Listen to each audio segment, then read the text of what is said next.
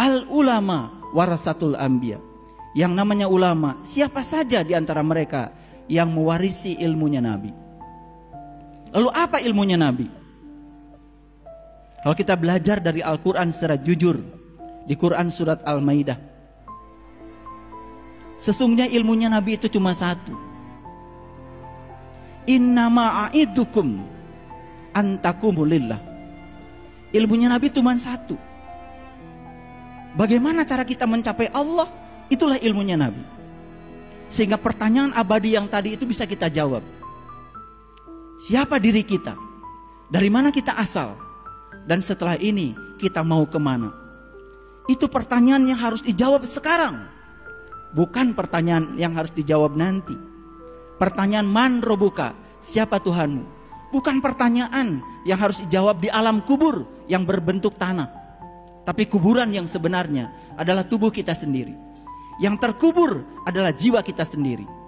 Maka jiwa ditiupkan ke dalam tubuh kita. Di alam semesta ini tujuan cuma satu, untuk mengenali Dia, agar kita bisa pulang kepada Dia.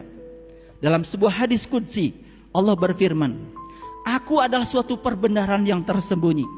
Aku ingin agar aku dikenali. Maka aku ciptakan manusia, agar manusia mengenali aku dengan diriku. Sayyidina Ali ketika ditanya, ya Ali, apakah engkau mengenal Tuhanmu? Ya.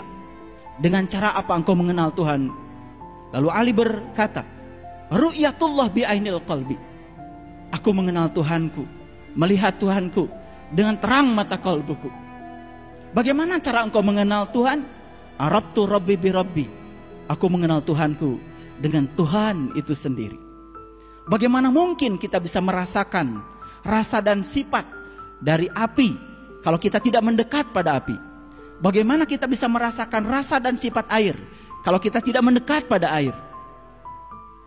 Kita tidak mungkin bisa merasakan dan mengetahui sifat air dan api kalau kita hanya dari jauh saja mempersepsi tentang air dan api. Kita tidak akan pernah merasakan air dari tulisan air. Kita tidak akan pernah merasakan air dari sebutan air.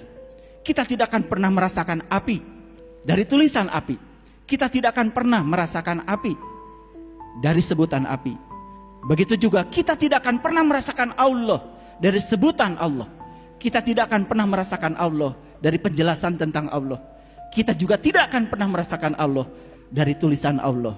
Kita hanya akan merasakan Allah dari Allahnya itu sendiri.